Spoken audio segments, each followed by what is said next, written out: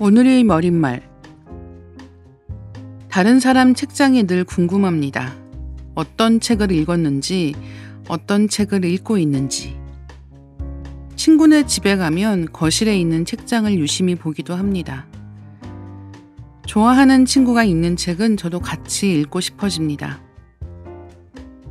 전자책을 주로 읽는 친구의 책장이 궁금해지는 날, 리딩 케미스트리를 들어보시면 어떨까요?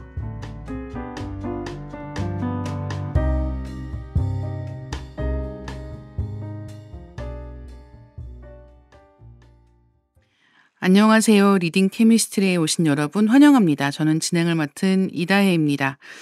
언젠가 잡지사에서 인터뷰 요청을 받은 적이 있습니다. 집에 있는 책장과 함께 사진을 찍고 싶다고요. 그때 그 요청은 결국 거절했는데 아무래도 거실에 있는 큰 책장에는 제 머릿속으로 옮겨놓은 것 같은 책들이 많기 때문이었던 것 같습니다. 그런데 생각해보니 전자책 책장도 밀리의 서재에 있는 제 서재도 전부 마찬가지입니다. 제 관심사부터 최애 캐릭터까지 한눈에 볼 수 있는 게 책장이 아닐까 합니다. 그래서 좋아하는 책에 대해서 묻고 듣는다는 것은 어쩌면 우정의 표현일지도 모르겠습니다. 바로 코너를 진행하기에 앞서 리딩 케미스트리에 의견 남겨주신 분들의 이야기를 먼저 읽어보고자 합니다. 밀리의 서재에서 많은 분들이 리뷰를 달아주셨는데요. 1화 리뷰입니다. 재즈를 듣는 고슴도치 75021님. 소설의 1장 더 꼼꼼히 읽어야겠어요. 다 읽고 앞으로 돌아와 다시 읽는 즐거움도 놓치지 않겠어요. 신이나 팔님. 레이먼드 챈들러 바로 서재에 담았습니다. 시간 가는 줄 모르고 들었네요. 소설의 1장 중요하다는 이야기를 했었죠. 그래서 사실은 처음에 잘 읽고 시작하면 앞으로 진행될 이야기가 무엇인지에 대해서 조금은 더 잘 알 수 있다라는 식의 이야기였는데요. 그렇게 끝까지 읽고 나면 또 다시 처음으로 돌아가서 내가 놓친 게 무엇이 있는지를 보면 더 재미있다라는 이야기였습니다. 2화 리뷰인데요. 모니카덱님. 좋아하는 김신지 작가님의 음성으로 들어 더 좋았습니다. 책 바로 구매했어요. 버블초코칩님. 리딩 케미스트리를 들으니까 더 기대되고 책을 더 재미있게 읽을 수 있을 것 같아요. 3화 리뷰입니다. ISY10님. 세 분 모두 책을 진심으로 좋아하는 게 느껴져요. 이게 이제 오늘 다시 이 월간 케미 시간이거든요. 그래서 오늘의 바이브는 어떻게 될지 기대해 주시면 좋을 것 같습니다. HMG6905796님. 잘 들었습니다. 다음 주가 또 기다려지네요. 4화 리뷰입니다. AENUVERSION님. 황석희 번역가님 찢었다. 영화 전문가 두 분이라서 그런지 영화 얘기도 너무 재미있게 풀어주셔서 좋아요. 산책과 걷기님. 황석희 번역가님 시선으로 설명해 주시니 위대한 개츠비가 새롭게 들려요. 다른 판본으로 도전해서 문장의 다양성을 느껴볼게요. 정말 재밌게 잘 들었습니다. 황석희 번역가님이 방송 중에 그런 얘기를 하셨죠. 이거 위대한 개츠비 얘기하시면서 찢었다라는 얘기를 하셔가지고 이렇게 써주신 게 아닐까라고 생각이 드는데, 위대한 개츠비는 저도 이번 방송 녹음하면서 다시 읽으면서 재미있어진 작품이기도 합니다. 역시 고전은 여러 번 반복해 읽으면서 점점 더 풍성해지는구나라는 생각을 했던 것 같습니다.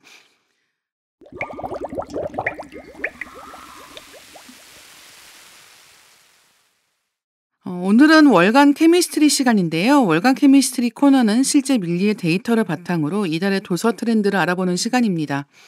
월간 케미스트리만 들으셔도 이번 달 여러분의 독서 위시리스트를 잘 꾸리실 수 있을 거예요. 이번 달 가장 사랑받은 책은 무엇일지 궁금하지 않으신가요? 두 번째 시간 게스트는 밀리에서 홈 운영 담당을 맡고 있는 한스님과 콘텐츠 기획 그리고 팀장을 맡고 있는 맥스님입니다. 한스님, 맥스님 안녕하세요. 안녕하세요. 네, 한스님은 지난 월간 케미에서도 이야기를 나눠주셨는데요. 밀리에서 홈 운영 담당을 하고 계십니다. 맥스님은 콘텐츠 기획 그리고 팀장을 맡고 계신데요. 두 분이 하시는 일 소개부터 듣고 이야기 시작할까 합니다. 지난 회차 못 들으신 분을 위해서 한스님부터 간단하게 소개 말씀 부탁드리겠습니다. 밀리에서 어떤 일 하고 계시나요? 안녕하세요. 한스입니다. 네, 저는 홈 운영 역할을 하고 있고요. 운영 같은 경우는 우선 데이터를 정말 많이 봐야 하는 역할입니다. 그래서 이번 달 20대 회원들은 어떤 책을 많이 봤지? 그 이유를 모여서 분석하고 또 40대 회원들은 어떤 분야를 많이 보셨지?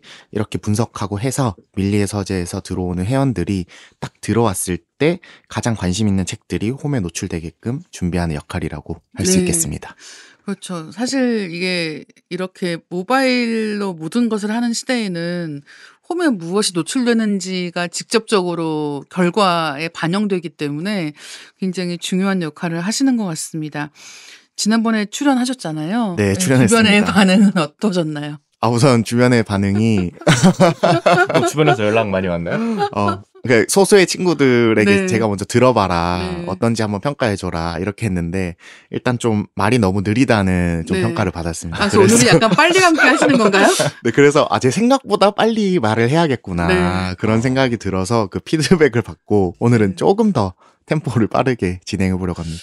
예, 기대해 보겠습니다. 예. 예, 맥스님은 콘텐츠 기획자로 일하고 계신다고 들었는데요. 네. 콘텐츠 기획자는 어떤 일을 하게 되나요? 저희는 전자책 말고도 이제 독서를 좀 쉽게 하기 위해서 다양한 콘텐츠를 만들고 있거든요. 그래서 오디오북, 챗북, 그리고 도슨트북, 오브제북 같은 뭐 인터랙션이 들어가고 다양한 활동이 포함된 그런 콘텐츠들을 기획하고 있습니다. 그럼 그런 어떤 걸 가지고 2차 콘텐츠를 만들지를 결정하는 것도 이런 데이터 기반으로 정하시는 건가요? 네, 맞아요. 데이터도 보고 저희 이제 어쨌든 밀리 입장에서는 그 한스가 얘기한 것처럼 어떤 책을 노출하면 좋을지를 판단을 하잖아요. 네. 그거랑 비슷한 결인 것 같아요. 음. 어떤 콘텐츠를 우리가 2차 콘텐츠로 만들면 콘텐츠로서 더 의미가 있을지 뭐 이런 것들을 판단도 하고 있어요.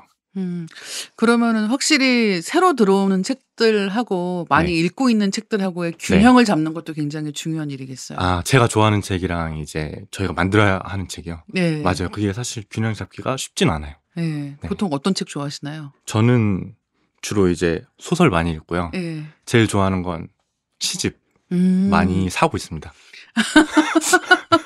그래도 시집은 좋은 점이 공간을 많이 차지하진 않아서. 맞아요. 얇고 싸고 네, 그렇습니다. 굉장히 좋습니다.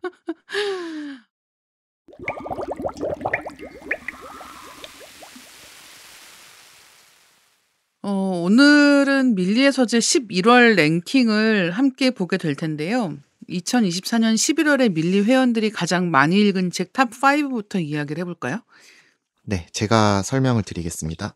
우선 1위는 박상영 작가의 대도시의 사랑법, 2위는 김혜란 작가의 이 중 하나는 거짓말, 3위는 김난도 작가의 트렌드 코리아 2025, 4위는 제임스 알렌 작가의 생각의 연금술, 5위는 할미 언니 작가의 돈 공부를 시작하고 인생의 불안이 사라졌다입니다. 네. 대도시의 사랑법이 여전히 인기를 얻고 있는 가운데 이 중 하나는 거짓말이 보이더라고요. 그래서 저도 이 책 굉장히 재미있게 읽기도 했고 좋았는데요. 혹시 이 중에서 읽으신 책 있으신가요? 맥스님 어떠세요? 저는 트렌드 코리아 2025를 슬쩍 봤습니다. 다 완독하진 않았어요. 근데 이 트렌드 코리아라는 책이 해마다 나오잖아요. 근데 네네. 이거 해마다 나올 때마다 저도 보는데 처음부터 끝까지 정독하게 되는 것보다는 말씀하신 것 같이 약간 이렇게 키워드를 네. 보면서 나랑 관계 있을 것 같은 그쵸, 키워드 네. 중심으로 약간 슬쩍 보게 되는 것 같긴 하거든요. 그리고 그런 것도 있는 것 같아요. 그 키워드 목차를 보고 이 키워드는 어떤 뜻일까 조금 유추해보는 재미 네, 같은 그렇죠. 것도 있는 것 같아요. 네.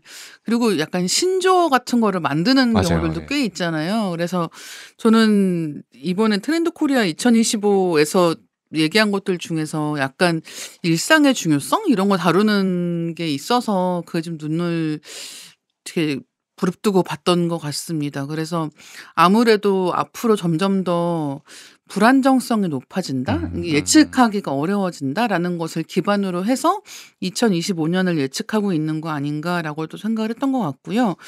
한스님은 혹시 이 중에서 보신 책 있으신가요? 저 같은 경우는 사실 5권을 다 이제 읽었거나 살펴봤습니다. 네네네. 재밌는 거는 아까 트렌드 코리아 2025를 말씀하셨잖아요. 저는 요새 트렌드 코리아가 개인적으로 좀 인기가 줄어드는 추세가 아닌가 생각을 맞아요. 했었거든요. 예. 서점에서도 노출이 잘 안 되고 있고 그래서 뭐 한강 효과가 지나간 다음 노출을 하려고 그러나 이런 생각을 했는데 밀리 내에서는 이제 작년과 올해 이제 똑같은 시기에 오픈을 했었거든요. 네. 근데 차이가 그렇게 안 나요. 아. 이번에도 똑같이 진행이 되더라고요. 그래서 외부에서 뭔가 노출이 안 되는 것과는 좀 다르게 밀리 내부에서는 여전히 인기가 있다. 그렇게 보여집니다.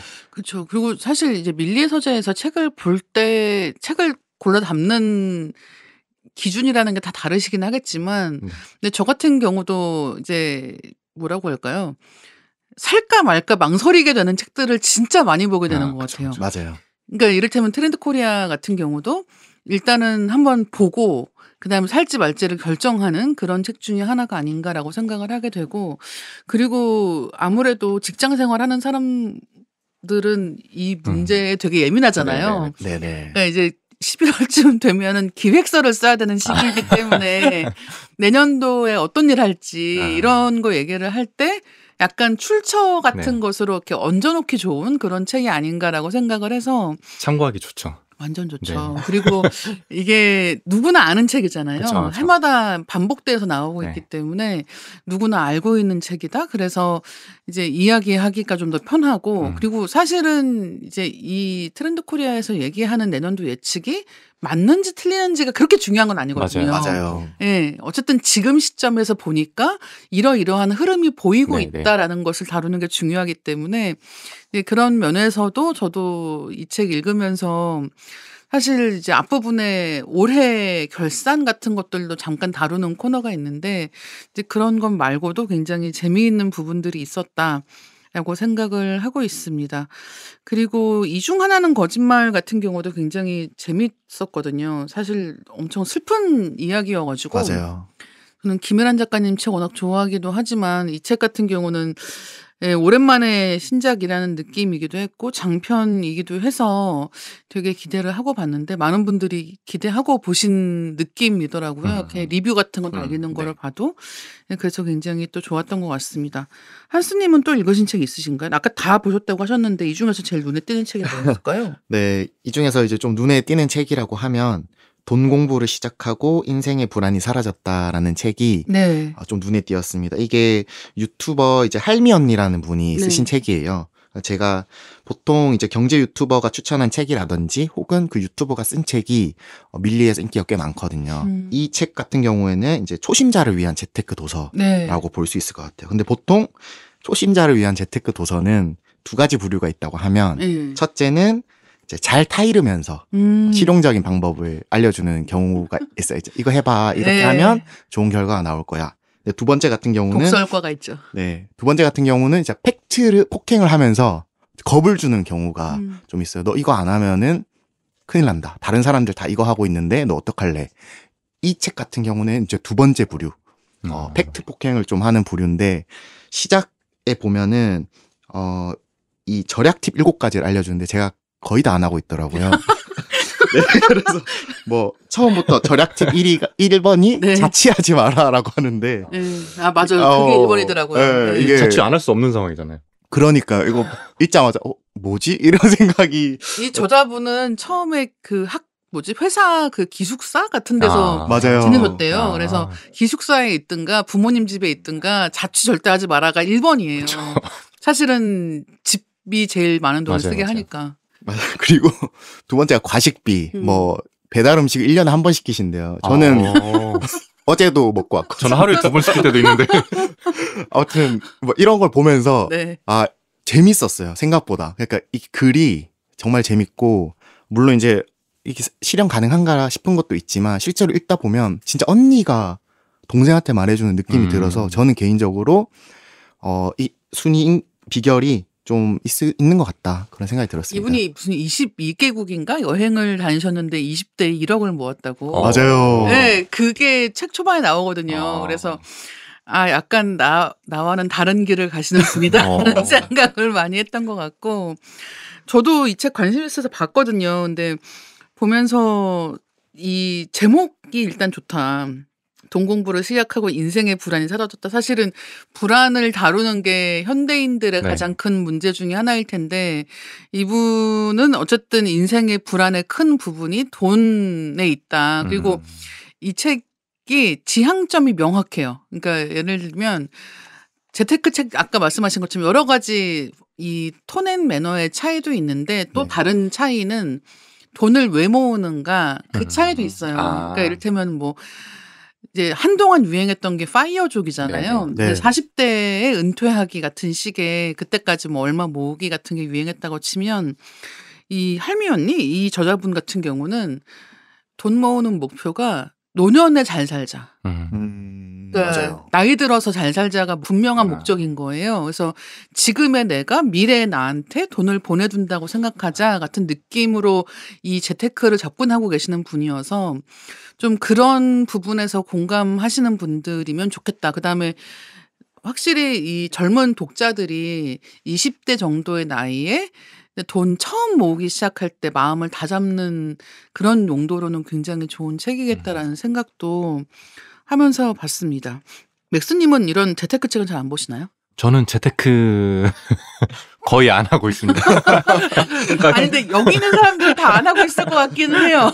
이 할미 언니랑 문제인식은 똑같은 것 같거든요. 불안해요. 불안한데 저는 그 불안을 어떻게 해소하냐면 소비로 해소하는 스타일인 것 같아요. 그게 아. 보통 현대인들이 살아가는 맞아요. 방식이죠.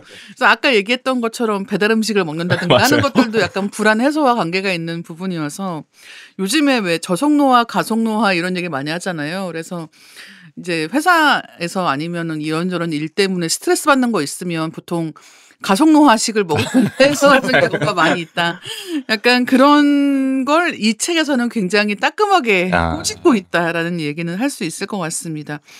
11월쯤 되면은 아까 얘기한 트렌드 코리아 2025 같은 책에 눈길을 끈단 말이에요.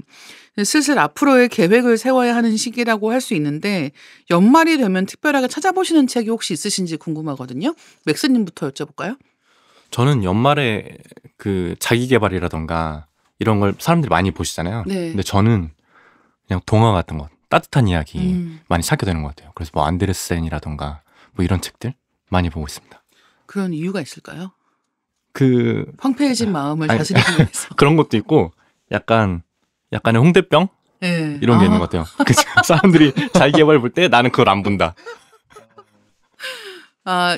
지금 어떻게 보면 그 비슷한 취향으로 한스님도 마찬가지지 않을까라고 생각이 드는데요. 근데 저 같은 경우는 사실 연말이 되면은 이제 콘텐츠 쪽 결산 책들이 많이 나오잖아요. 네. 그래서 그 책들 많이 살펴보는 편이고, 이제 그거 외라고 하면 저는 오히려 이번 1년 동안 이제 읽었던 책들 중에서 한 번 더 읽고 싶은 책들이 있잖아요. 그런 거를 좀 살펴보는 편이에요. 그래서 영화 티켓도 제가 모으고 있는데 그거 내가 1년 동안 뭐 봤지 하면서 네. 추억 이제 되살리듯이 책들도 내가 1년 동안 본 책들 막 이제 하이라이트 쳐놓은 거 이런 거 보면서 1월에는 뭐 듄이 1월에 나왔었구나 뭐 이런 것처럼 책도 1월에 본 책은 이걸 1월에 봤었지 이렇게 좀 되돌리는 방향으로 책을 읽고 있습니다. 그 책을 다시 보기도 해요? 실제로 다시 보는 책들도 꽤 있어요. 뭐 올해 같은 경우는 아직 시작은 안 했는데 제가 아마 1월쯤에 제가 봤던 책이 김영하 작가의 제가 작별 인사를 뒤늦게 봤어요. 네. 1월에. 왜냐면은 제가 1월쯤에 김영하 작가님 작가전을 준비해야 되는 시기가 일 있었어요. 때문에. 네네. 그렇죠. 그래서 이제 작별 인사를 봤는데 너무 좋은 거예요. 그래서 그거를 즐겁게 봤다. 그래서 이번에도 아마 작별 인사부터 시작해서 쭉 보게 되지 않을까. 네, 그런 생각이 듭니다. 사실 이렇게 책을 두 분 다 많이 보시잖아요. 그게 네. 전체 다 보는 것이든 잠깐 네, 잠깐씩 네, 네. 훑어보는 것이든 어쨌든 책을 많이 보게 되는데 이렇게 많이 보는 사람들의 특징이 다 잊어버린다는 거거든요. 맞아요. 저도 많이 잊어버려요. 그러니까 읽은 다음에 다시 일 때문에 이걸 봐야 되면 기억으로 하는 게 아니라 맞아요. 다시 그냥 다시 봐야 읽어야 돼요. 돼요. 예. 안 그러면 그걸 다 기억할 수가 없는 경우가 많습니다. 그래서 저도 그냥 처음에 한동안은 그냥 이렇게 흘려보내다가 최근에는 이렇게 흘려보내니까 더 뭘 읽었는지 자체가 기억이 안 나는 거예요. 그래서 지금은 독서노트 같은 거 쓰고 있거든요. 간단하게라도. 혹시 두 분은 그런 거 기록하시는 게 있으신가요?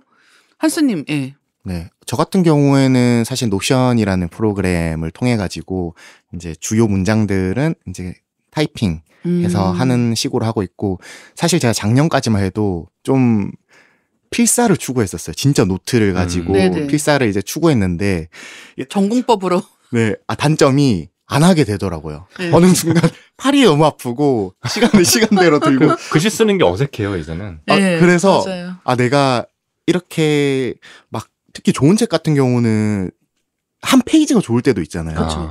그런 힘들어요. 것들은 쓰다 끝도 보면 없이 하는 거죠. 쓰다 보면 내가 지금 작가 될 것도 아닌데 이렇게 너무 필사를 많이 한다. 작가님들도 실제로 펜으로 쓰진 않을 텐데. 맞아요. 그래서 노션을 올해부터는 좀 사용하기 시작했고 확실히 노션을 쓰니까 예전에 독서 노트 조금 쓰다 말다 하는 것보다는 훨씬 많이 기록하고 있습니다. 좋은 방법이네요. 노션, 저도 노션은 맨날 써야지 하는데 이게 익숙하지가 않으면 이게 붙지 않는 거예요. 맞아요. 그래가지고 잘 안 쓰게 되는 문제가 있어서 항상 템플릿을 받아놓고 그 다음에 기록에 늘지 않는 문제들이 좀 있더라고요. 맥스님은 어떠신가요? 저도 비슷한데 일단 노션에 그 문장들 스크랩하고요. 거기에 대해서 그 문장에 대한 내 생각들을 따로 정리를 해요. 네. 근데 이 내 생각이 좀 분량이 많다 싶으면 블로그에 아예 그냥 글을 쓰는 식으로 기록하고 있어요. 블로그를 하고 계시나요? 네, 뭐 하루에 한 5명, 6명 정도 방문하는 그럼 네. 보통 책 이야기를 하시는 거예요? 책 이야기라던가 음악 이야기, 뭐 영화, 뭐 이런 것들 하고 있어요. 확실히 이렇게 SNS나 블로그 같은 거 하는 게 장기적으로는 기록을 쌓아두는 데는 유리하더라고요. 그러니까 처음 할 때는 별거 아닌 것 같은데 하다 보면은 기록이 계속 쌓여 있으니까 옛날에 내가 뭐 봤는지 들춰보게 되는 효과 같은 것들도 있고. 그리고 그 노션을 쓰다 보면, 그러니까 장점이자 단점인데 저 혼자만 볼 수 있잖아요. 맞아요. 근데 이게 약간 좀 해이해진다고 해야 되나? 그런 게 있더라고요. 그래서 누군가가 몇 명 안 되더라도 봐주면 계속 그걸 맞아요. 이어나가는 힘이 되더라고요. 독해야 돼요. 노션 네, 맞아요. 꾸준하게 쓰시는 분들 보면은 맞아요. 이게 되게 자기 그 규율이 엄격하다고 네. 해야 되나? 그러니까 내가 하기로 했으니까 한다라는 걸 그렇죠. 잘 지키시는 분들한테는 노션이 잘 맞는데 사실은 보는 사람 없이 혼자서 이렇게 꾸준하게 해나간다는 것도 보통 일은 아니거든요. 요즘에는 왜 아날로그 기록 같은 게 다시 인기를 끄는 이유 중에 하나가 그런 거를 사진 찍어서 공유하는 것 때문에 또 요새 인기가 많은 거기도 하잖아요. 그래서 혼자 계속 기록을 쌓아간다라는 것도 보통 일이 아닌 것 같습니다. 이번 달 오디오북 중에서 가장 많이 들은 책 탑3 이야기도 해볼까요? 맥스님. 네. 먼저 위에서부터 읽어보면 영원한 천국, 정유정 작가님 책이죠. 그리고 이미애 작가님의 탕비실, 그리고 세 번째가 클레어 키건 작가의 이처럼 사소한 것들이 있습니다. 네. 이 중에서 읽으신 책 있으신가요? 사실 저 같은 경우는 영원한 천국이랑 탕비실 네. 두 개는 읽었습니다. 어떠셨어요? 일단 영원한 천국 같은 경우에는 사실 이제 정유정 작가님 이제 작가전을 준비하면서 읽었는데 여전히 정말 공간 설계를 잘 하신다. 왜냐면은 사실 제가 이제 인터뷰를 먼저 하고 그 다음에 이 책을 읽었어요. 네. 그 전작들은 다 읽었었는데 작가님 인터뷰를 진행하고 내가 그러면 이번에 읽었을 때는 공간 얘기를 많이 하셔서 공간에 초점을 두고 읽어보자 라고 했는데 진짜 그 가상의 세계와 그런 어떤 사막이랄지 그런 것들 배경을 정말 잘 이제 만들어내서 그거에 좀 유익 있게 봤더니 오히려 예전에 읽었을 때보다 저는 더 재밌게 읽었어요. 그래서 확실히 뭔가 작가님이 말해주는 포인트에 집중하고 읽으면 참 재밌다라는 생각이 들었습니다. 그 공간이라는 게 물리적인 공간 이야기하는 거예요? 네, 소설 속의 어떤 그 주인공들이 정말 이제 행동하는 그 모든 공간들이 있잖아요. 그걸 잘 묘사하시는 거. 네, 그거를 진짜 묘사하고 이렇게 행동 하나하나에 그 공간적인 이유가 다 있는 것 같아요. 막 그걸 의식하고 읽어보면 정말로 그게 느껴지더라고요. 그러니까 왜 그런 거 있잖아요. 소설이든 영화든 볼 때 우리가 현실 공간이 나오면 더 이해하기가 쉽잖아요. 예를 들면 뭐 합정역에서 뭐 무슨 홍대 입구역 방향으로 100m를 달렸는데 뭐가 나온다 이런 식의 얘기를 하면 그 동네를 아는 사람들은 훨씬 더 금방 파악할 수 있잖아요. 사람들이 얼마나 되겠다. 그쵸, 네. 뭐 지금 이 사람은 어떤 상황이다 이런 것들에 대해서 이해하기가 좀 더 쉬운데 정유정 작가님이 그런 식의 묘사를 잘 하시는 것 같아요. 그러니까 소설 속의 공간은 우리가 모르는 공간인데 읽다 보면은 내가 거기 들어가 있는 것 같고 아는 것 같은 느낌이 들게 쓰시는 거예요. 그렇기 때문에 좋아하는 분들이 많지 않나. 저도 굉장히 좋아하는 작가님인데요. 저는 이게 오디오북이잖아요. 지금 저희가 얘기하고 있는 게. 네네. 그래서 오디오북 같은 경우는 저는 오디오북으로 들을 때는 사실 시간을 제가 컨트롤할 수가 없지 않습니까? 네. 이걸 읽어주는 대로 들어야 되고 그 정해진 시간만큼을 들어야 이야기가 끝나는 거잖아요. 그래서 장편 소설을 듣는 거는 보통 일이 아니라고 생각하는 거예요. 맞아요. 왜냐하면 그 긴 시간 또 몇 시간 동안을 다 그쵸. 들어야 네네. 얘기가 끝나고 듣는 것으로 전부 다 기억하면서 이야기를 따라가기에는 어려움이 있을 수 있는데 그럼에도 불구하고 영원한 천국이 1위라는 게 굉장히 놀라운 결과였고요. 이처럼 사소한 것들 같은 경우는 짧은 책입니다. 굉장히 얇은 책이고 그리고 이야기도 비교적 단순한 편이에요. 그리고 문장이 굉장히 씹는 맛이 있는 두고두고 생각하면서 읽기에 좋은 책이기 때문에 클레어 키건의 이처럼 사소한 것들 같은 경우는 이제 영화도 곧 개봉 예정이거든요. 아. 네, 그래서 겸사겸사 미리 읽어두시면 굉장히 좋은 책이라는 생각이 들고 그리고 뭐라고 할까요? 이렇게 인류애를 잃어버린 사람들에게 인류애를 되찾게 만들어주는 책 같은 느낌도 있어서 많은 분들이 좀 읽어보시면 좋겠다라고 저도 생각을 하고 있습니다.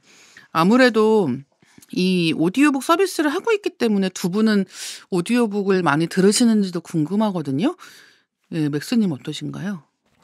저는 엄청 많이 들었었고, 네. 그러니까 처음에 입사할 때 오디오북 기획자로 입사를 했었거든요. 아. 그래서 한동안 오디오북만 이제 기획을 하던 포지션이었으니까 많이 들을 수밖에 없었고, 근데 지금은 그때보다 확실히 조금 소홀히 하고 있습니다. 이유가 뭐죠?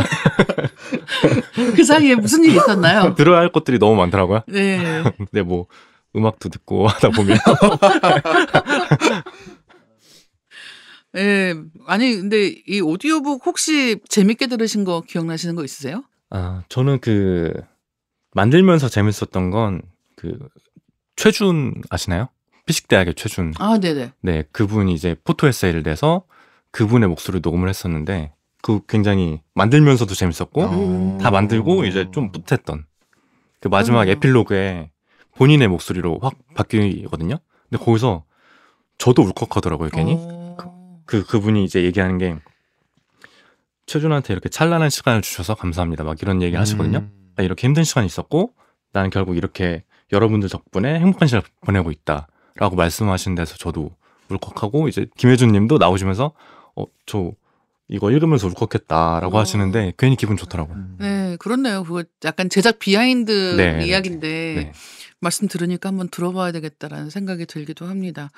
한스님은 오디오북 많이 들으시나요? 저는 전자책 또는 종이책을 선호하는 네. 사람으로서 사실 아직 오디오북은 좀 한 편인데 이제 그래도 가끔 들을 때가 있어요. 그 언제냐고 하면 출근 또는 퇴근길에 정말 하루 종일 사실 사무직이란 게 노트북을 보는 거잖아요. 네. 노트북 보고 특히 저는 이제 글자를 계속 그 작은 글자를 보면서 계속 일하잖아요. 그러면은 퇴근할 때 특히 아무것도 막 안 보고 싶을 때가 있단 말이에요. 그럴 때 팟캐스트를 듣거나 아니면은 오디오북을 듣는데 저도 소설을 못 듣겠어요. 소설은 듣다가 내가 잠깐 집중력 흐트러지면 이게 무슨 말이지? 그러니까 괜히 뭔가 놓친 것 같고 이런 생각이 들어서 오히려 에세이처럼 한 편 한 편이 짧은 것들 있잖아요. 네. 그런 것을 좀 오디오북으로 많이 듣고 있습니다. 저는 오디오북도 오디오북이고 TTS를 진짜 많이 들어요. 그래가지고 TTS로 들으면 오히려 저는 집중이 좀 잘 되는 편이어가지고 오디오북보다 오히려 네, TTS가 저는 나세요? 그래요. 네. 그래서 저도 마찬가지로 뭐 출퇴근길이나 아니면 뭐 산책을 하거나 이동하고 이럴 때는 저는 거의 다 이 TTS로 듣거든요. 근데 그게 습관이 돼 있어가지고 이게 오랫동안 벌써 이것도 한 몇 년 하다 보니까 너무 익숙해지는 거예요. 그래서 저는 지금은 TTS로는 소설도 진짜 많이 듣고요. 오디오북이 오히려 비소설 같은 경우는 오디오북으로 듣게 되는 경우들도 많이 있는 것 같아요. 그래서 이 장편 소설 같은 경우에 그러니까 아예 초장편인 경우에는 저는 그냥 이렇게 흘러가는 것처럼 이야기 들으면서 이게 들은 경우도 있고 특히나 저는 다시 읽는 책 있잖아요. 제독하는 책의 네네. 경우에는 이 TTS로 들어도 이미 내용을 알고 그쵸. 있으니까 훨씬 더 그냥 내가 이야기를 따라가면서 잊고 있었던 게 뭐가 있는지를 체크하는 식으로 듣기도 편한 것 같아요. 근데 확실히 이 오디오북 좋은 점이 눈을 쉬게 할 수 있다. 맞아요. 예. 눈하고 손을 쉬게 할 수 있다는 게 너무너무 압도적인 장점이기 때문에 앞으로도 더 많은 분들이 쓰시지 않을까라고 생각은 하게 됩니다. 이번 달에 가장 많은 밑줄이 그어진 책, 하이라이트가 된 책 탑3 이야기로 넘어가겠습니다. 어떤 분이 소개해 주시겠어요? 제가 소개하겠습니다. 회원들이 가장 많이 밑줄 그은 책 탑3를 말씀드리겠습니다. 1위는 제임스 알렌 작가의 생각의 연금술, 2위는 존 소포릭 작가의 부자의 언어, 3위는 할미 언니 작가의 돈 공부를 시작하고 인생의 불안이 사라졌다입니다. 이게 저희 지난달에도 얘기했는데 가장 많이 밑줄을 그은 책은 항상 자기계발서다. 그래서 생각의 연금술, 부자의 언어, 돈 공부를 시작하고 인생의 불안이 사라졌다 순서고요. 그 다음에 사실 4위도 자기계발서예요. 세이노의 가르침이기 때문에 굉장히 많은 분들이 이제 읽고 밑줄을 긋는 것 같습니다. 혹시 이 언급된 책 중에서 두 분이 읽다가 밑줄 그으신 문장이 있다면 소개를 해주시겠어요? 혹시 있으신가요? 네, 저는 아까 이제 말씀드렸던 돈 공부를 시작하고 네. 인생의 불안이 사라졌다를 읽으면서 좀 그냥 재밌었던 부분이 있었는데요. 읽어보자면 이제 할 걸, 하지 말 걸, 살 걸, 팔 걸, 껄껄껄 갈수록 껄무새들이 늘고 있다. 고민만 하다가 놓치고 뒤늦게 앵무새처럼 후회하는 사람들 말이다. 껄껄껄은 웃을 때 내는 소리인데 언제부터 후회할 때 내는 소리로 바뀌었는지. 네, 요 문장을 보면서 그냥 재미도 있고 또 의미하는 바도 있고 그쵸. 재밌었습니다. 듣다 보니까 저도 껄무새다. 그렇죠. 저도 항상 뭐라고 얘기해야 될지 모르겠네요. 네. 이게 사실 이제 자기계발서 읽으면서 밑줄 긋는 문장들은 이렇게 책찍질하는 문장들일 때가 많잖아요. 맞아요. 정신 차려야지라고 생각하면서 밑줄 긋는 경우가 많은데 밑줄을 긋는 것과 실천하는 것은 별개다. 다르죠. 네, 그래서 이게 항상 좀 거리가 있지 않나라고 생각을 하게 되고요. 밑줄 그은 문장을 관리하는 두 분의 방법이 있을지도 궁금했는데요. 아까 이제 잠깐 노션 이용하시는 이야기를 해주셨는데 보통 어떤 문장들의 밑줄을 그으시는 편인지 말씀해 주시겠어요? 맥스님. 저는 전시하기 좋은 문장들. 이거를 저희 밀리의 서재 위재일 씨 있거든요. 네. 그래서 하이라이트를 쳐놓으면 그 바탕화면에 그게 딱 떠요. 네. 그 문장이. 근데 그게 너무 멋있어서 가끔씩 그걸 캡처해서 이제 인스타에 올리거나 이런 용도로 활용하고 있습니다. 좋은 용도인데요. 네, 좋은데요. 왜냐하면 최근에 그런 얘기 있었잖아요. 과시용 독서가 네. 얼마나 소중한지에 대해서 이야기가 있었는데 실제로 그런 게 중요하지 않나 생각이 들고 한스님은 어떠신가요? 저는 이제 저번에 나왔을 때도 말씀드렸는데 소설 같은 경우에는 대사를 많이 밑줄을 그어요. 근데 제가 방금 생각했는데 이것도 보면 사실 시작이 이제 대화체로 시작을 하는 문장이었어요. 방금 그 제가 언급드린 그 하이라이트 한 부분도 생각해보면 왜 대사로 시작하는 게 좋을까 저도 갑자기 궁금해지긴 하네요. 네, 저도 그런 좀 대사들에 좀 꽂히는 게 있는 것 같아요. 구어체가 더 좋은 건가요? 그러게요. 뭔가 그러게요. 좀 말을 하고 싶나? 말을 하고 싶나? 좀 외로워서. 그냥 외로운 거 아니고 단순하게? 평소에 말 많이 하지 않나요? 근데 이제 직장 생활에서는 이제 그냥 이렇게 이제 가면을 쓰는 건 아니지만 어쨌든 쓴 거지. 가면 쓴 거 맞지. 어쨌든 그런 대화를 많이 하다 보니까 네. 좀 외로운데 네. 저도 모르게 이제 내 마음을 좀 알아주는 위로해주는 대사들이 있으면 이 중 하나는 거짓말도 얼마나 그런 대사들이 많습니까? 맞아요. 네. 그런 거에 자꾸 꽂히더라고요. 그럴 수도 있네요. 저는 밑줄 긋는 문장이 저는 이제 책 가지고 일할 때가 많잖아요. 네. 그러니까 이 밑줄 긋는 문장의 유형이 있어요. 그러니까 사건이 전개되는 것과 관련된 문장.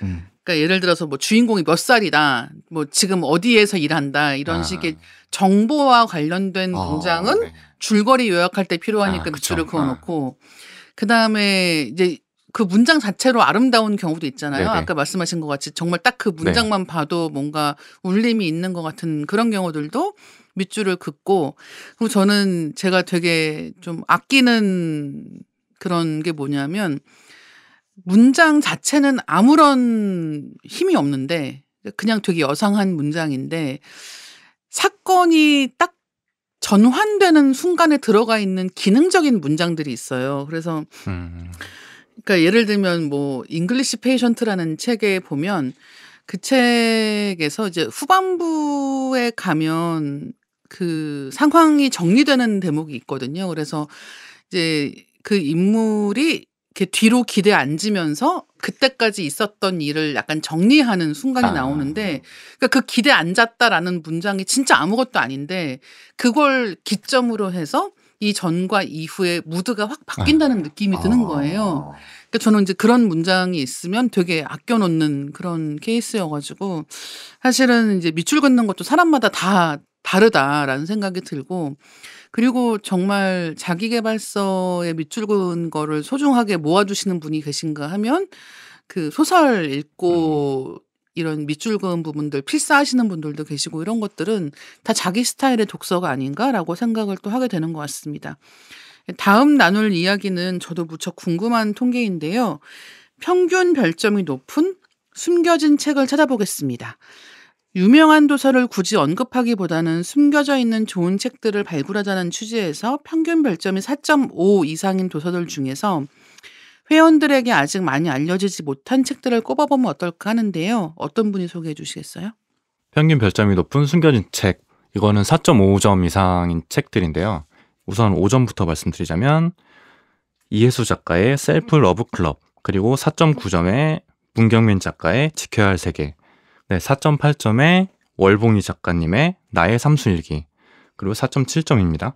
김탁한 작가님의 참 좋았더라, 이꽃님 작가님의 죽이고 싶은 아이2, 그리고 클로에 윤 작가님의 새벽을 깨우다, 그리고 4.6점 저희 밀리의 서재 편집부에서 만든 한스가 만든 책이죠. 작가의 모든 것 조예은, 그리고 4.5점의 와일드 로봇이 있습니다.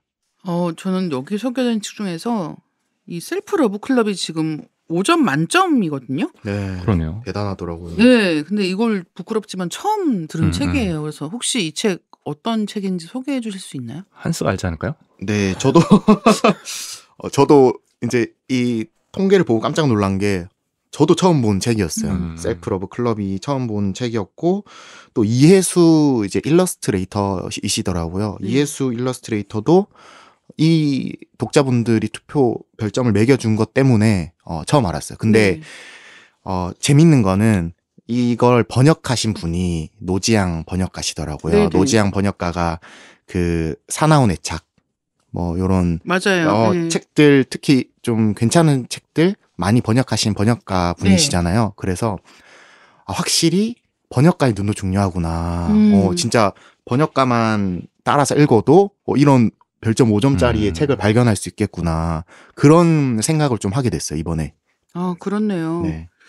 근데 말씀하신 게 진짜 맞는 것 같아요. 사실 번역가들이 어떤 책을 고르느냐라고 하는 것도 이제 많은 경우는 일단 들어오는 책들을 번역한다라고 하는 경우들이 많이 있지만, 노지양 선생님 같은 경우도 이제 어쨌든 되게 경력이 많이 쌓여 있는 분이고, 이분이 번역하시는 책이 갖고 있는 경향성이라든가 작품성이라든가 하는 것들도 신뢰할 만하다는 생각이 들기 때문에 저도 처음 보는 책이라고 생각을 했는데, 이 노지양 번역가님이 하셨다고 하니까 약간은 신뢰를 더 하게 되는, 한번 읽어봐야 되겠다라는 생각이 드는 책입니다. 그리고 저는 여기서 빼놓을 수 없는 게 와일드 로봇이 아닌가. 와일드 로봇 재밌거든요. 그래서 사실은 읽기도 쉽고 금방 읽을 수 있고, 읽고 나면 또 막 마음이 찌르르 하면서 어린 시절로 돌아간 것 같고 여러 가지 그런 매력이 있는 책이어서, 보통 어린이로 분류되어 있는 책들 같은 경우는 과소평가되는 경향이 있단 말이에요. 근데 실제로 읽어보시면 정말 재미도 있고 감동도 있고 여러 가지 깨달음도 있는 경우들이 많은데, 와일드 로봇이 딱 그런 경우여서 한번 읽어보시면 어떨까라는 생각도 하게 됩니다. 그 평균 별점 높은 책 중에 지켜야 할 세계라는 책이 있어요. 문경민 작가가 쓴 소설인데 사실 문경민 작가가 훌훌이라는 청소년 도서로 또 꽤 이제 맞아요. 이름을 저도 그 책 되게 좋아합니다. 예. 네, 이름을 좀 알리셨는데 이 지켜야 할 세계 같은 경우도 이제 그 선생님이 주인공으로 나와서 하는 이야기예요. 근데 이 선생님이 막 남들의 눈치를 안 보고 정말 말 그대로, 제목 말 그대로 지켜야 할 세계가 있는 사람이다 보니까 차가울 땐 차갑고 또 따뜻할 땐 한없이 따뜻한 그런 모습을 좀 보여주는데 이 선생님이 이제 중2 담임을 맡겠다고 자원을 해요. 거기에 이제 장애를 가진 한 이제 소녀가 있는데 그 소녀를 좀 지켜야 한다. 혹은 그 소녀와 함께 이제 뭔가 하고 싶은 어떤 이야기들이 있어가지고 그거를 이제 막 이렇게 이어나가는 소설인데 이 작가님이 실제로 장애가 있는 딸이 계시기도 하고 실제로 선생님이기도 하고 또 이 소설이 한창 나왔을 즈음에 저희가 그 학교 선생님 관련해서 여러 가지 막 사건 사고들이 그렇죠. 네, 있었잖아요. 네. 그런 것들을 막 영향을 받으면서 이제 출간한 소설이다 보니까 정말 이 그 시대의 어떤 선생님들 혹은 여러 가지 외부의 압력에 내 세계를 어떻게 지켜야 하는지에 대한 이야기가 정말 잘 쓰여져 있거든요. 그래서 요거를 한번 읽어보시면 후회하지 않을 것 같고 특히 별점이 4.9점인 게 저는 이유가 있다고 생각합니다. 정말 그 정도로 잘 만들어져 있는 소설이고 이미 또 검증되고 잘 쓰는 작가이기 때문에 후회 없이 읽으실 수 있을 것 같아요. 아니 그리고 지금 이 평균 별점이 높은 숨겨진 책에 지켜야 할 세계 지금 말씀해 주신 책도 있지만 이꼬님 작가의 죽이고 싶은 아이 2도 그러니까 이른바 청소년 소설 카테고리에 들어가는 책이거든요. 근데 이제 많은 분들이 소설 한 권쯤 읽고 싶기는 한데 너무 이제 부담된다라고 생각하시는 분들 같은 경우는 청소년 소설 카테고리로 분류되어 있는 책들 읽어보시는 것도 정말 추천합니다. 왜냐하면 이 10대들이 하는 고민이나 그 시기에 마주하는 어려움이라고 하는 게 어른 되고 돌아보면 그때 별거 아니었던 거라고 그냥 다 치부하고 넘어갈 때 많은데 사실 그렇지 않거든요. 그때 하던 생각 지금도 하고 있고 그리고 지금 어떻게 보면 미래 세대라고들 얘기하지만 얼마나 많은 문제점들이 그들 어깨 위에 얹혀져 있는지 같은 것들을 지금 청소년 소설들이 굉장히 많이 고민하고 깊이 있게 이야기를 하고 있습니다. 그래서 저도 이런 청소년 소설 같은 경우 자주 찾아보는 편인데 그중에서 저도 문경민 작가님 책들 좋아하는 편이고 이 지켜야 할 세계를 포함해서 굉장히 가볍게 금방 읽게 되지만 읽은 다음에 여러 가지 생각을 깊이 있게 하게 만드는 책들이기 때문에 한번 보시면 좋겠다. 그리고 이꼬님 작가님의 죽이고 싶은 아이 1, 2 같은 경우도 그런 면에서 많은 분들이 좋아하시는 게 아닌가라고 생각을 하게 됩니다. 그리고 저는 저희가 성인이 된 이후로는 다들 좀 다양한 삶을 살았지만 그전에는 좀 어느 정도 규격화된 그렇죠. 일정한 예. 삶을 살았다고 생각하거든요. 그런 면에서 이런 청소년 소설을 읽으면 공감대가 대부분 있는 것 같아요. 그래서 읽기 그렇죠. 편하고. 예, 같은 교실에서 비슷한 옷 입고 앉아서 네. 똑같이 시간을 보내던 시기가 있잖아요. 그래서 그런 시기를 돌아보게 만드는 그리고 미래에 대해 생각해보게 만드는 책들이 아닌가 하고 있습니다. 이번에는 좀 더 좁혀서 얘기를 해볼까요? 많은 회원들이 별점 5점을 준 도서들 목록도 한번 보면 어떨까 합니다. 많은 회원이 별점 5점을 준 도서들입니다. 1위는 밀리 서재에서 만든 작가의 모든 것 조혜은. 2위는 조혜은 작가가 쓴 칵테일 러브 좀비. 3위는 토스에서 만든 비주류 경제학. 4위는 정혜연 작가의 홍학의 자리. 5위는 김혜란 작가의 이 중 하나는 거짓말. 6위는 박상영 작가의 대도시의 사랑법. 7위는 차인표 작가의 언젠가 우리가 같은 별을 바라본다면. 8위는 조혜은 작가의 트로피컬 나이트. 9위는 최진영 작가의 구의 증명입니다. 여기는 비주류 경제학 빼놓고는 다 소설이네, 소설 관련네요. 그러네요. 네. 맞아요. 그것도 굉장히 눈에 띄는 부분이고 그리고 작가의 모든 것 조혜은 이 1위입니다. 이것에 대해 설명을 한번 해주셔야 될 것 같아요. 이걸 한스님이 작업하신 거잖아요. 네네, 맞습니다. 또 공교롭게도 네. 2위는 조혜연 작가님 책이네요. 네네. 그러게요. 사실은 뭐 이 책이 자연스럽게 올라간 건 아니고 별점이 자연스럽게 올라간 건 아니고 저희 밀리에서 이번에 완독 챌린지라는 기능이 새로 생겼어요. 네. 그 완독 챌린지가 작품 몇 %를 읽고 뭐 댓글이나 리뷰 같은 걸 남기면 이제 디지털 배지를 주는 그런 챌린지 형식인데 생각보다 사람들이 챌린지에 반응을 많이 하더라고요. 회원분들이.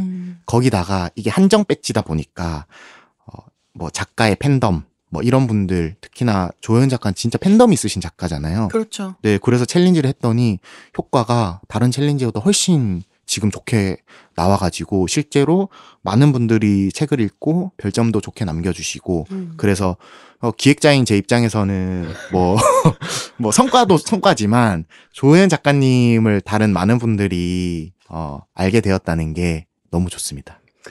이 책의 기획자인 것뿐만 아니라 챌린지의 담당자이기도 하죠. 아, 그래요? 네. 아, 네네네. 그래서 역시 또 이 어떤 일에 대한 사랑과 책에 대한 사랑이 같이 연결되어 있다. 예. 책을 좋아하는 순수한 마음만은 아니었다. 어떻게 보면 순수한 것 같기도 하고요. 예, 그렇게도 생각할 수 네. 있네요. 예, 사실 이 칵테일 러브 좀비라는 책은 조혜연 작가님의 이름을 본격적으로 알린 책이거든요. 그래서 워낙 이 책이 크게 인기를 얻으면서 이 조혜연 작가님의 작품 세계에 관심을 갖는 분들이 많이 생겼고 이 작가님 특유의 약간 여러 가지 장르를 오가면서 작품 활동을 하는 이런 것에 뭐 어떻게 보면 초기 진화되기 전 형태 같은 것들이 딱 모여있는 책이 아닌가라고 생각을 하게 됩니다. 비주류 경제학도 인기가 진짜 많아요. 저는 이게 신기한 게 소설은 애정이 있어서 별점을 많이 줄 수 있다고 생각하거든요. 네. 근데 자기 개발을 그러니까요. 별점 많이 준다는 게 좀 신기한 현상인 것 같아요. 네, 이거 혹시 보신 분 계세요? 비주류 경제학? 저도 그러니까 유튜브는 좀 많이 봤고 저도 유튜브 많이 봤어요. 사실 네. 책도 그냥 다 본 건 아니고 이렇게 발췌를 해서 봤는데 실제로 유튜브에서 하셨던 어떤 말들을 잘 정리해가지고 네. 글의 형태로 남긴 거더라고요. 그래서 실제로 비주류 경제학 팬분들이라면 보면서 막 예전 기억도 되살리면서 즐겁게 볼 수 있는 책인 것 같고 특히 원래 그 비주류 경제학 유튜브 자체가 재밌잖아요. 재밌죠. 네, 그래서 그거를 글로 옮긴 거다 보니까 확실히 좀 반응이 좋은 게 아닌가 그런 생각이 듭니다. 근데 확실히 유튜브 채널을 애정하시는 분들이 와서 좀 많이 평가를 해주신 것 같아요. 맞아요. 예. 그러니까 이렇게 유튜브 채널이 있는 경우에는 그 채널을 원래 보시는 분들이 다시 정리한 거를 보시는 경우가 많고 그리고 사실 이 비주류 경제학이라고 하는 채널에서 다루고 있는 내용이 일반 자기계발서하고 약간 다르잖아요. 맞아요. 예, 그러니까 문화 예술을 포함한 여러 가지 산업 분야에 대해서 다루는 거기 때문에 그런 면에서 전반적인 사회 인문학적 지식을 주는 것 같은 그런 느낌의 책이기도 하지 않나라고 생각을 하게 됩니다. 근데 진짜 이렇게 독보적으로 소설들 사이에서 그러네요. 이름이 올라있다는 것도 재밌고 그다음에 최진영 작가님의 구애증명 같은 작품도 진짜 팬덤이 두꺼운 작품 아니겠습니까? 맞아요. 그래서 여기 이름이 올라있는 게 굉장히 당연하게 느껴지기도 하는 것 같아요. 그리고 또 구애증명 같은 경우는 아주 좋아하시는 분들과 실망했다는 분들이 약간 같이 있어요. 맞아요. 그래서 호불호 갈려요. 예, 왜 콘텐츠 흥행의 법칙 얘기할 때 항상 나오는 얘기가 까와 빠를 다 얘기해야 된다고 하잖아요. 근데 이 구애증명은 약간 그런 유형에 들어가는 책이 아닌가라고 생각을 할 때가 있는데 일단 인생책으로 이 책 꼽으시는 분들도 정말 많고 그다음에 저는 구애증명 같은 경우는 젊은 독자들이 굉장히 좋아한다는 맞아요. 느낌 많이 받거든요. 그러니까 이런 것도 요즘 세상에는 쉬운 일이 아니기 때문에 구애증명이나 최진영 작가님이 더 대단하게 느껴지는 부분들도 있는 것 같습니다. 나의 별점 5점 도서를 한 권씩 꼽아보면 어떨까 하는데요. 별점 5점 도서라고 하면 좀 신중해야 할 것 같은 기분이 들거든요. 자, 이제 맥스님과 한스님 어떤 책들을 별점 5점 도서로 꼽으셨을지 한번 들어보겠습니다. 저는 김소연 시인의 시옷의 세계를 별점 5점으로 꼽았고요. 네. 기본적으로 아까 말씀드린 것처럼 시집을 많이 사거든요. 근데 저는 이 시인분들이 쓰는 에세이를 되게 좋아해요. 그러니까 시 같은 경우는 좀 추상적이라서 이제 좋아하는 것도 있는데, 오히려 그 반대로 시인분들이 쓰는 산문은 우리가 평소에 좀 추상적으로 생각했던 것들을 간단하게 그리고 따뜻하게 표현해 주는 글이 많더라고요. 그래서 김소연 시인도 그렇고 뭐 오은 시인 이런 분들의 에세이를 많이 읽고 있어요. 그리고 시옷의 세계 같은 경우는 시옷으로 시작하는 단어들에 대해서 이제 김소연 시인의 시각으로 보여주는 책이거든요. 뭐 산책, 뭐 생일, 사라짐, 스트러글 뭐 이런 것들을 이야기해 주세요. 그래서 이 김소연 시인은 산책을 어떻게 생각할까, 뭐 생일을 어떻게 생각할까 이런 걸 보는 재미로 자주 읽고 있습니다. 약간 마음사전하고도 맞아요. 약간 비슷한 네. 느낌으로 쓰신 책이 아닐까라는 생각이 들고, 김소연 시인 산문 너무 좋죠. 맞아요. 예, 읽다 보면 이 시랑 산문이 다르다라는 거를 김소연 시인의 시와 산문을 읽으면서 많이 느끼게 되는 것 같고, 그리고 그 어떤 느낌에서 발전해서 그런 인문학적인 성찰 같은 것까지를 맞아요. 같이 엮어내는 네네. 부분이 김소연 시인의 작품에선 굉장히 좋다는 생각을 하게 됩니다. 그래서 별점 5개 주시는 책으로는 네. 시옷의 세계. 네, 맞습니다. 예. 그러면 한스님은 어떤 책인가요? 네, 저는 별점 5점을 줘야 했을 때 고민이 좀 많았어요. 왜냐면, 왜냐면 예전에는 별점 5점 이런 거 주는 거에 대해서 저는 거부감이 별로 없었는데 흑백 요리사를 너무 몰입해서 보다 보니까 거기 이제 안성재 심사위원 셰프가 절대 100점을 주지 않는다. 항상 예. 10점은 남겨둔다. 뭐 이런 말씀을 하시다 보니까 나도 남겨야 되나? 뭐 이런 생각을 갑자기? 갑자기? 좀 그 정도 위치에 와 있다고 생각을 하는 거예요. 아니요. 나도 좀 공간을 줘야 더 좋은 책을 기다리게 되나? 예. 이런 생각을 했는데 이번에 소개할 준파 라히리의 저지대는 그런 생각을 할 필요도 없이 네, 그런 생각을 할 필요도 없이 그냥 이건 5점이다.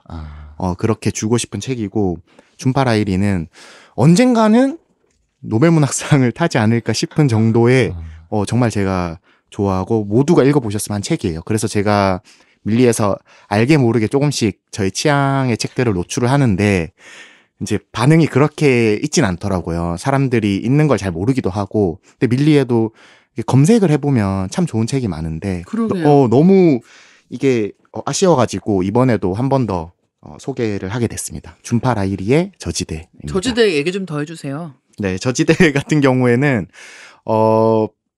이제 인도계 영국 작가세요. 그래서 이분이 항상 이제 쓰실 때 인도인을 이제 얘기로 쓰시는데 여기 보면은 주인공 형제가 나와요.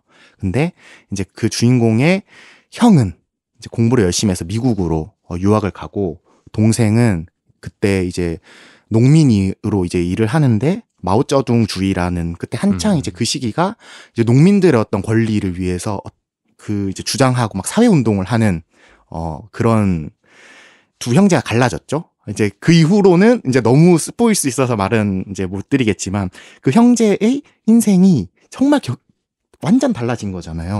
형은 엘리트 코스로 가고 동생은 이제 사회 운동을 한 운동가가 되고, 그래서 그 둘의 형제의 어떤 이야기가 어떻게 흘러가느냐가 하나 초점이 맞춰져 있고, 다음으로는 그 형제 중에서 이제 각각 이제 부인들이 있어요. 그 부인들이 그 형제들과 이제 만나서 또 그 부인들은 어떻게 후반엔 더 중요한 역할을 이제 하게 되거든요. 그 부인들이 또 어떤 생각을 가지고 또 어떤 삶을 겪고, 그렇게 해서 인도의 어떤 그 역사가 쭉 흘러가는데 이게 뭔가 뭐 제가 인도 아니고 하지만 그게 너무 몰입되고 뭔가 그 시기가 주는 어떤 매력적인 부분, 그리고 저희도 어떻게 보면 식민지 시기를 겪었잖아요. 어떤 그런 데에서 오는 어떤 공통적인 뭔가 유대감이랄지 그런 것들, 이게 다 섞여져 가지고 끝에 가서는 정말 많은 생각을 하게 만드는 소설이고, 특히나 무엇보다도 재밌어요. 어렵지가 않고 막 문장이 막 그렇게 어려운 것도 아니고 그냥 담담하게 얘기를 하는데 그 주인공들의 삶에 빨려 들어가고 그렇게 해서 그냥 읽다 보면 끝까지 나도 모르게 읽게 되는 그런 류의 소설이라고 소개를 드리고 싶어요. 예, 하지만 꽤 두껍습니다. 네, 그리고 맞습니다. 정말 재밌고요. 저도 준파라일이 책은 워낙 많이 봤는데 그 단편들도 있어요. 단편집부터 읽어보시면 굉장히 좋을 거라는 생각을 하게 되고, 그리고 준파라일이가 요즘에는 이탈리아어를 배워서 이탈리아어로 소설을 쓰고 있거든요. 그것도 굉장히 재밌는 거죠. 그러니까 좀 소설가로서는 굉장히 도전적인. 엄청난 도전이라고 생각하는데요. 그렇죠. 이 언어라고 하는 거는 그쵸. 가장 중요한 도구인데 그것을 외국어를 배워서 그 나라 말로 이제 새로 작품을 쓴다라는 것도 굉장히 좀 특이한 느낌이 있는 것 같아요. 근데 저는 단편들을 굉장히 좋아했고 저지대 역시 다 읽고 나면은 약간 마음이 웅장해지는 느낌이 막 맞아요. 드는 이야기여가지고 이런 책 한 권 정도 읽고 나면은 준파라일이 다 읽게 됩니다. 그럴 정도로 굉장히 좋은 작가라는 생각이 들고, 저는 이거 별점 5점 줘서 저도 한참 생각을 했거든요. 저도 마찬가지로 사실은 이 5점 주는 거는 쉽지 않다라고 생각을 하고 있어가지고 제가 5점을 줄 만한 책들을 막 열심히 밀리에서 검색해봤는데 그중에 안 뜬 게 있는 거예요. 그래서 밀리의 서재에 책이 들어왔으면 좋겠다라는 바람을 담아서 방랑자들이라는 책이 있습니다. 이게 올가 토카르추크라고 하는 몇 년 전에 노벨문학상 받은 작가 책인데요. 약간 좀 특이한 책이에요. 그래서 뭔가 소설이라고 하기도 힘들고 비소설이라고 하기도 힘들고 이런 경계에 있는 책이고, 이 방랑자들이라는 제목처럼 그러니까 이 현대인들이 가지고 있는 어떻게 보면 이 노마드적 속성이라고 하는 것과 이런 역사적인 사회적인 이유로 이동할 수밖에 없었던 사람들의 이야기를 엮어서 방랑자들이라고 하는 책으로 엮은 거거든요. 그래서 이 책을 보실 때에는 사실 순서대로 처음부터 끝까지 이렇게 쭉 읽는 것도 좋기는 한데 그냥 아무 페이지나 펼쳐서 읽어보셔도 아, 이 사람은 정말 멋진 산문을 쓰는 사람이구나라는 거를 좀 알 수 있는 대목들이 많이 있습니다. 그래서 이 올가 토카르추크라는 작가가 워낙 낯선 이름이기도 하고 이렇게 쉽게 다가가게 되는 작가가 아닌데 저는 굉장히 좋아하는 작가이고 이 방랑자들이 밀리의 서재에서도 읽을 수 있으면 좋겠다라는 마음을 담아서 이번에 선정을 해보았습니다. 오늘 순서를 마치기 전에 리딩 케미스트리 11월의 베스트 책을 선정해보면 어떨까 하는데요. 오늘 토크에서 이야기한 책 중에서 한 권씩 11월의 베스트를 꼽아보면 뭐가 될까요? 맥스님부터 꼽아볼까요? 저는 아까 잠깐 기자님이 말씀하시긴 했는데 구해증명을 꼽고 싶거든요. 저는 이 책이 출판계에서 가진 상징성이 분명히 있다고 생각을 해요. 역주행 맞아요. 베스트셀러잖아요. 네. 근데 그 역주행이라는 게 사실 음원시장이라던가 이런 데는 소비하기 워낙 쉬우니까 역주행을 할 확률이 높다고 생각을 하거든요. 비교적. 근데 책은 읽기도 어렵고 시장도 작고 한데 그 안에서 역주행이 일어났다는 게 굉장히 의미 있다고 생각하고 이런 책들이 많아져야 이제 좋은 책들이 더 많이 나올 수 있는 환경이 되지 않을까라고 생각을 해서 이 책을 베스트로 꼽습니다.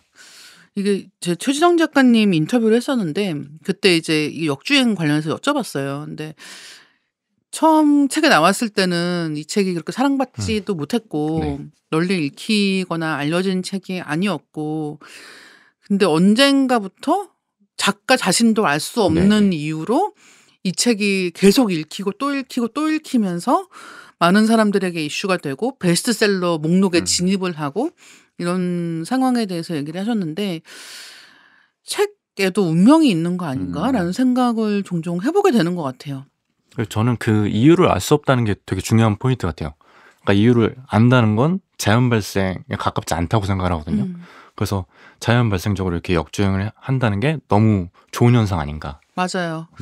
그리고 그렇기 때문에 사실은 이제 저희가 이렇게 차트를 보고 있잖아요. 차트를 보는 이유 중에 하나, 데이터를 보는 이유 중에 하나는 이게 왜 그런지를 알아서 이거를 예측하기 위해서라는 게 굉장히 중요한 이유 중에 하나잖아요. 근데 가장 영향력이 큰 그런 사건들은 자연 발생적입니다. 맞아요. 네, 정말 알 수 없는 이유로 갑자기 역주행을 하거나 아니면은 사실은 한강 작가가 노벨문학상 받은 것도 아무도 예측하지 못했던 이야기잖아요. 그래서 항상 이런 차트들을 볼 때 버릇처럼 분석을 하게 되는데 이거는 이래서겠지, 네네. 저건 저래서겠지, 뭐 이거는 소설이니까 리뷰가 많겠지, 뭐 저거는 자기계발서니까 밑줄이 많겠지, 이런 식으로 분석하는 습관으로 이런 것들을 보다가 가끔씩 이건 뭐야 아무도 분석할 수 없는, 아니면 분석이 너무 많아서 결국 어떤 것도 정답이 될 수 없는 이런 결과들을 보게 되면 재밌기도 하고 신기하기도 하고 그런 것 같습니다. 한스님 픽은 뭔가요? 저는 김혜란 작가의 이 중 하나는 거짓말로 하겠습니다. 네, 이게 저희 10월 중순쯤에 밀리의 서재에 이제 들어왔어요. 10월 중순에 들어와서 지금 이제 회원들이 가장 많이 읽은 책 2위까지 한 책인데, 저 개인으로 김혜란 작가가 정말 의미 있는 작가인 이유가, 제가 사실 소설을 한창 읽을 때 이제 그때 막 김혜란의 거의 시대라고 부를 정도로 엄청 유명한 작가였어요. 그래서 김혜란, 김현수, 뭐 조금 더 들어가면 이제 황정은 작가, 이렇게 제가 한창 소설을 읽었을 때 그 작가님들의 시대였는데, 지금 이제 13년 만에 장편 소설이 이번에 또 나온 거잖아요. 그게 너무 일단 한편으로는 팬으로서 정말 너무 좋았고, 그래서 정말 13년 만에 읽으니까 예전 책들 생각도 많이 나더라고요. 김혜란 작가님의 어떤 예전 책들 보면 재치, 유머가 있어요. 책에 기본적으로. 김혜란 작가님 에세이도 그렇고 유머가 있으신 분이고, 그런데 이제 시간이 지나고 뭐 어떤 여러 사건을 겪으면서 뭔가 좀 더 위로가 담긴 어떤 위로가 섞인 책들을 향해 가시더라고요. 그 모습을 같이 따라갈 수 있다는 것도 정말 고마웠고, 그 소설에 나오는 특히 새 아이의 이야기, 그리고 김혜란 작가님이 예전에 한 에세이에서 서로 이렇게 밖에 있는 사람들이 어떻게 옆에 서게 되는지에 대한 그런 이제 산문을 이제 써준 적이 있는데, 그런 것들을 소설 속에서 계속 지금 실현해 나가고 하시는 게 아닌가? 그래서 저 개인적으로는 너무 좋았습니다. 그래서 11월에 베스트로는 김혜란 작가님의 이 중 하나는 거짓말을 꼽겠습니다. 저도 이 중 하나는 거짓말을 꼽아야 될 것 같은데요. 저도 워낙 좋아하는 작가님이기도 하고, 이 중 하나는 거짓말 같은 경우는 저는 이제 청소년이 주인공인 소설들을 읽을 때, 아니면 영화를 볼 때 생각하는 것 중에 하나가, 이 작품이 끝난 다음에 얘들은 어떻게 살지? 하는 게 너무 걱정이 안 됐으면 좋겠다는 생각을 할 때가 있어요. 왜냐하면 이야기에서는 극적인 효과를 굉장히 중요하게 생각하니까 너무 시달리게 되는 그쵸. 경우들이 많은 거예요. 다 읽은 다음에 얘들은 어떡하지? 이런 이제 너무 갈 곳 없이 막 애들이 내팽개쳐진 느낌으로 얘기가 끝나버리면 정말 너무 이 마음이 힘들 때가 있는데, 이 중 하나는 거짓말 같은 경우는 이 아이들이 처한 상황이 녹록해서가 아니라 이 누구나 자기 인생을 단단하게 꾸려가기 위해서 최선을 다하고 있구나 같은 생각이 들었기 때문에 다 읽은 다음에 굉장히 좀 든든한 마음 같은 걸 가질 수 있었던 것 같고, 그리고 이 김혜란 작가님이 청소년기 아이들 마음을 되게 잘 읽으시는 것 같아요. 그래서 왜 나이 먹고 나서는 잊어버리는 거 있잖아요. 네. 그 10대 때 자기 마음속에 있던 약간 그 들끓는 여러 가지 마음들, 어떤 욕망도 있고, 그 욕망 중에는 나 자신을 더 나은 사람으로 만들고 네. 싶은 것도 있고, 그런가 하면 주변 사람들과의 관계를 잘 맺고 싶은 마음도 있고, 근데 10대 때의 그런 마음이 사실 어른이 된다고 사라지는 게 아니란 말이에요. 그런 것들을 굉장히 잘 다시 느낄 수 있게 만들어준 책이어서 저도 굉장히 좋아하는 책이었습니다. 그래서 저도 이 중 하나는 거짓말로 하면 어떨까 생각을 합니다. 저희 11월 베스트 도서 한 권씩 이야기를 해봤는데요. 이 중 하나는 거짓말이 2표가 나왔어요. 3명 중에 2표가 나왔기 때문에 11월의 베스트 도서로 이 중 하나는 거짓말을 선정하면 어떨까라고 생각하는데요. 어떠신가요? 저는 너무 좋습니다. 저는 뭐 다수결에서 졌으니까 좋습니다. 네, 그러면은 11월 베스트 도서로는 김혜란 작가님의 이 중 하나는 거짓말로 하겠습니다.